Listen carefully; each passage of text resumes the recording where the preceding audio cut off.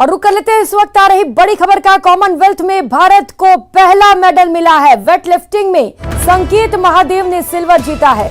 51 kilo भार वर्ग में संकेत महादेव ने सिल्वर मेडल पर कब्जा किया है। तो महाराष्ट्र के सांगली के रहने वाले संकेत हैं और इन्होंने पिछले साल दिसंबर में हुई कॉमनवेल्थ चैंपियनशिप में नेशनल रिकॉर्ड के साथ गोल्ड मेडल जीता था। इन्होंने इस मैच में 113 किलोग्राम का वजन उठाकर गोल्ड मेडल पर कब्जा किया था। इसी गोल्ड से उन्होंने कॉमनवेल्थ गेम्स 2022 के लिए क्वालिफाई किया था। 21 वर्षीय संकेत महादेव सरगर खेलो इंडिया यूथ गेम्स 2020 और खेलो इंडिया यूनिवर्सिटी गेम्स 2020 के भी चैंपियन रह चुके हैं। तो भारत के लिए ये बड़ी और अच्छी खबर इस वक्त आपको बता रहे हैं। कॉमनवेल्थ गेम्स में भारत को पहला मेडल मिल चुका है। वेट लिफ्टिंग में ये मेडल भारत को मिला है। सिल्वर मेडल संकेत महादेव ने अपने कब्जे में लिया है। 55 किलो भार वर्ग में संकेत महादेव ने सिल्वर मेडल पर कब्जा किया है। इस वक्त की ये सबसे बड़ी खबर और अच्छी खबर भारत के लिए।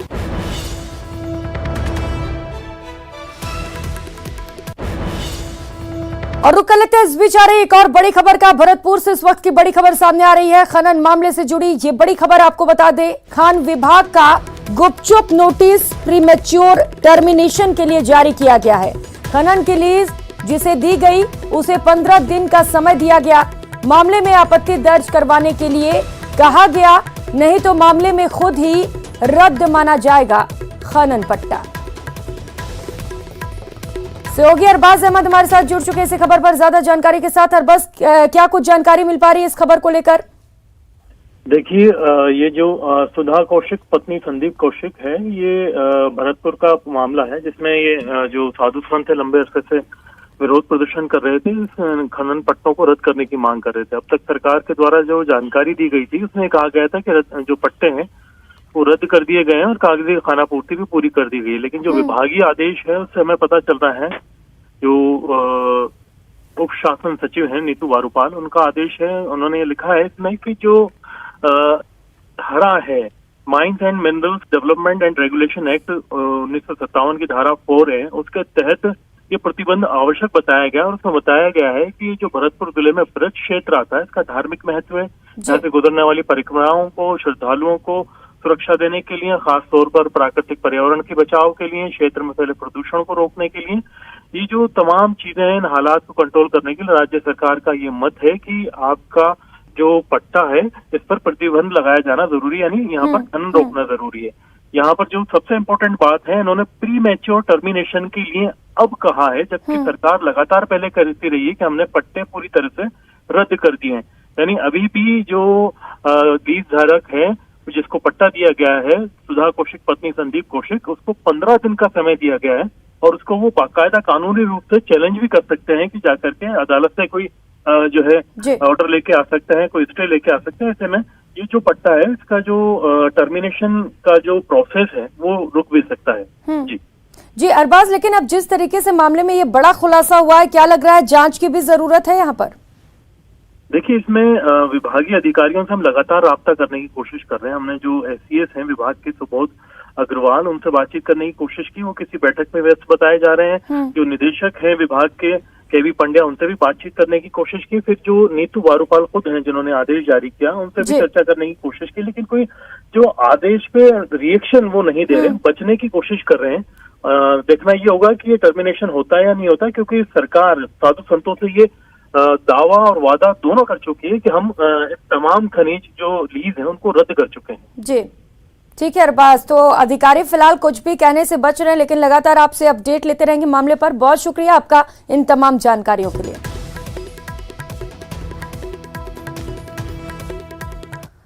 उधर भरतपुर जिले के डीग के गांव पसोपा में संत विजय दास द्वारा आत्मदाह के मामले में सरकार द्वारा गठित जांच कमेटी की जांच पर संतों ने सवाल उठाए हैं और कहा कि जांच के नाम पर मजाक किया जा रहा है।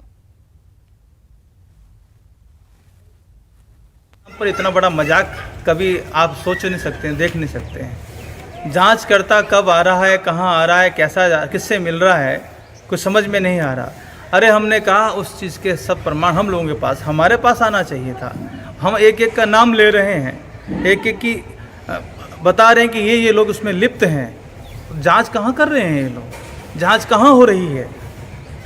अभी आपने देखा इंटरव्यू हमारे बाबा का चल रहा है, उनकी कितनी हृदय की पीड़ा थी, कितना उन्होंने बार बार वो कह रहे थे डू एंड डाई, हम केवल ये काम करो नहीं तो मरो। ऐसी स्थिति उनके हृदय की पीड़ा को आप समझ नहीं सकते किस प्रकार से उन्होंने पूर्व से ही वो सब स्थितियाँ उनके हृदय में, किस प्रकार से पीड़ा का जो स्रोत था उनके हृदय में वो एक ज्वालामुखी की तरह फट रहा था, और वो कि अंत में गत्वा वो उस ज्वालामुखी ही उस भावना की ज्वालामुखी में वो अपने प्राण को त्याग दिए। कितना कष्ट, एक माचिस की तिल्ली जब हमारे हृदय ये लग जाती है कभी जलाते वक्त तो कितना दर्द होता है, तो वो तो किस प्रकार से जले होंगे, कितनी पीड़ा सही होगी उन्होंने। और जांच आप बैठा रहे हैं, किन लोगों पे जांच बिठा रहे हैं, किन की जांच कर रहे हैं आप लोग? खाना पूर्ति करने के नाम पे वो जांच अधिकारी आता और रात में चला जाता करके, कोई जांच नहीं है। और अब बात कोटा की, जहां राजस्थान टेक्निकल यूनिवर्सिटी में 3rd सेमेस्टर के छात्रों ने हंगामा कर दिया। छात्रों ने नारेबाजी कर प्रदर्शन किया और स्टूडेंट 3rd सेमेस्टर में प्रैक्टिकल बेस पर प्रमोट करने की मांग को लेकर धरने पर बैठ गए। छात्रों ने यूनिवर्सिटी प्रशासन के खिलाफ जमकर नारेबाजी कर आक्रोश जताया। यूनिवर्सिटी प्रशासन ने स्टूडेंट से समझाइश की, लेकिन छात्र अपनी मांगों पर अड़े रहे।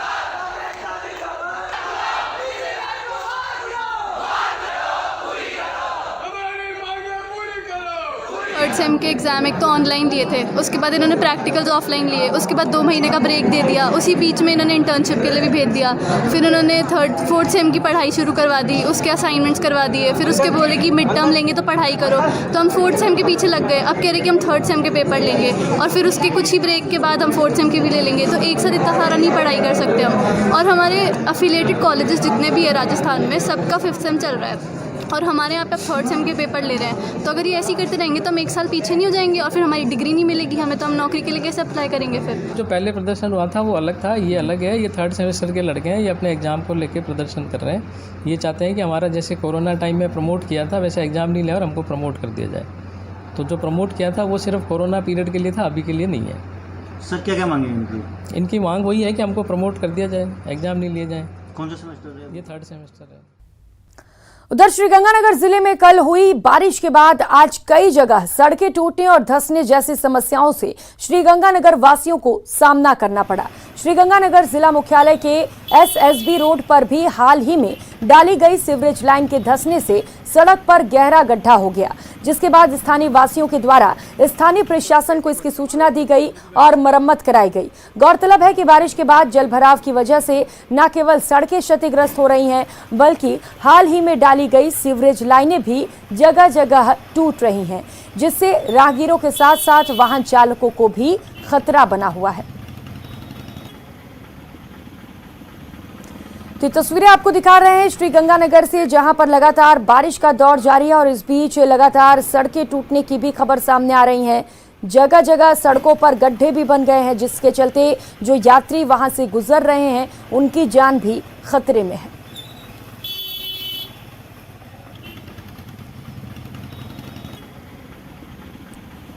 तो ये 2 अलग अलग तस्वीरें इस वक्त आपके टीवी स्क्रीन पर दिखा रहे हैं, जहां पर बारिश कहर बरपा रही है। अलग अलग तस्वीरों से आप ये समझ सकते हैं कि किस तरीके से लगातार बारिश ने यहां पर कहर बरपाया है और जो सड़कें हैं वो टूटती जा रही हैं, धंसती जा रही हैं, जिसके चलते जो यात्री हैं वो भी खासा परेशान हो रहे हैं।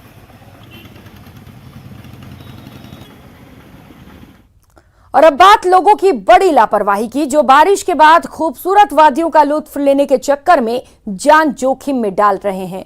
सबसे पहले लोगों की इस लापरवाही की ये तस्वीर देखिए, कैसे लोगों का ये हुजूम ट्रेन के ऊपर जानलेवा सफर कर रहा है। बता दें कि ये तस्वीर राजस्थान का कश्मीर कहे जाने वाली पाली के गोरम घाट की है। पिछले दिनों हुई अच्छी बारिश के बाद मौसम सुहाना हुआ और आसपास के सभी झरने अपने पूरे वेग में बहते नजर आए। कुदरत के इस खूबसूरत नजारे को देखने के लिए भारी संख्या में पर्यटक गोरम घाट पहुंच रहे हैं, लेकिन इस बीच लोगों की ऐसी जानलेवा तस्वीर भी सामने आ रही है, जहां लोग ट्रेन के ऊपर सवार होकर गोरम घाट पहुंच रहे हैं। तो लापरवाही की ये तस्वीरें आप देख सकते हैं, किस तरीके से लोग यहां पर लापरवाह बने हुए हैं। हालांकि प्रकृति अपनी खूबसूरती की छटा यहां पर बिखेर रही है, लेकिन लोग अपनी जान के साथ यहाँ पर खिलवाड़ कर रहे हैं। प्रकृति की खूबसूरती को निहारने के लिए लोग ट्रेन के ऊपर चढ़कर बैठे हुए हैं, खिड़कियों से बाहर लटके हुए हैं। न्यूज़ 18 राजस्थान आप सभी से अपील करता है कि इस तरीके से लापरवाही बिल्कुल भी ना बरतें।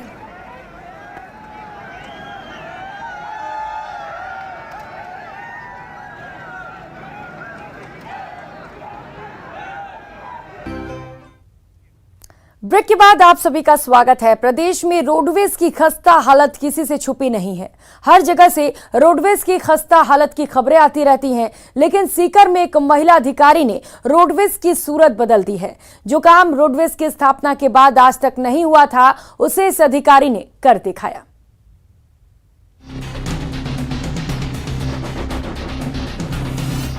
नवंबर में मैंने ज्वाइन किया था, तब ये डिपो मुझे 32वें नंबर पर मिला था। तब मैंने डिपो ज्वाइन करते ही ये सोचा था कि मुझे चाहे कितनी भी कोशिश करनी पड़े, कितनी भी मेहनत करनी पड़े, डिपो 1 नंबर पर मैं लेकर आऊँगी।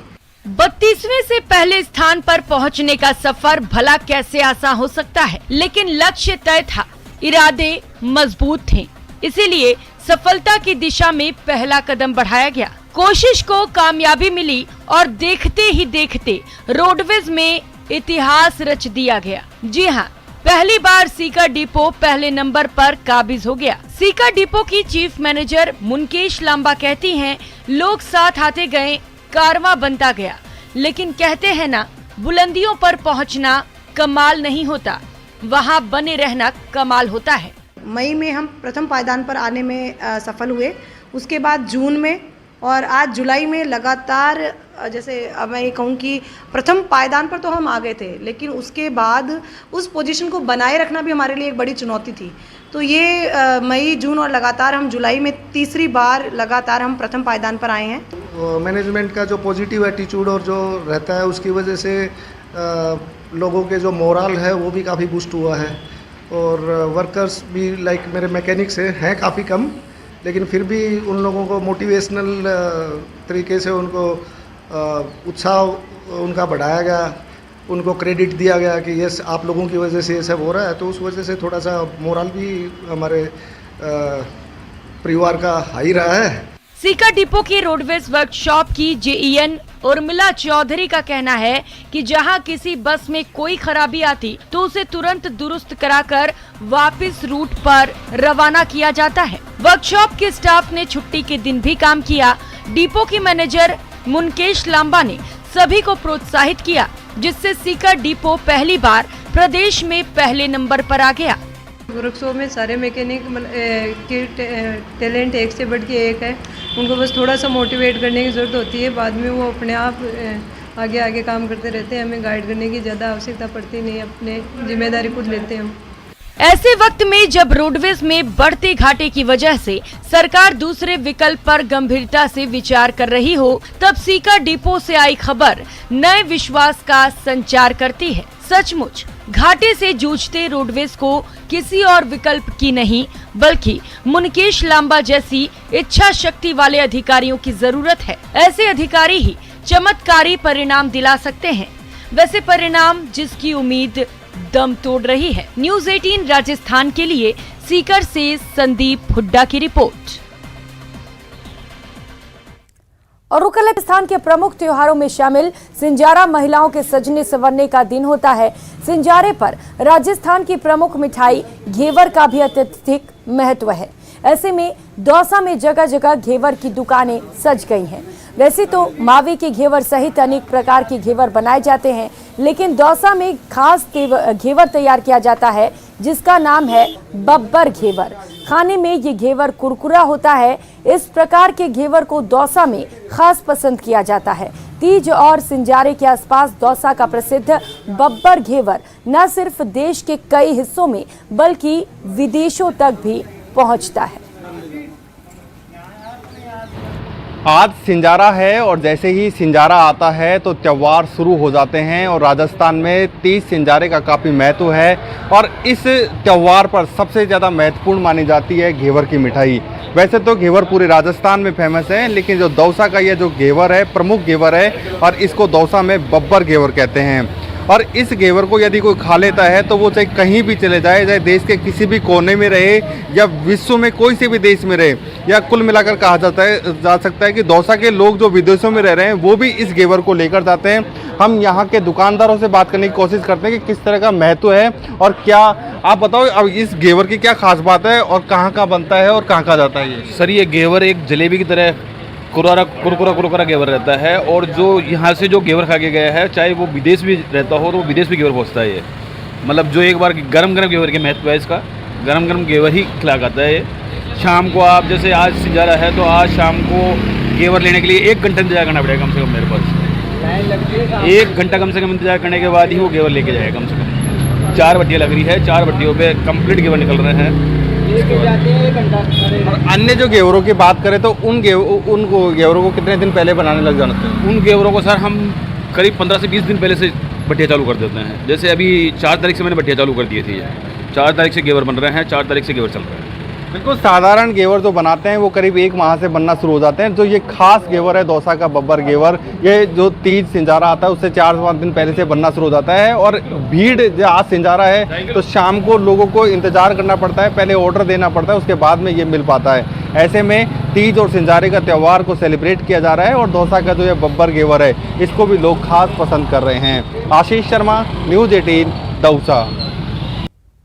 इस बुलेटिन में फिलहाल इतना ही, मुझे दीजिए इजाजत, नमस्कार।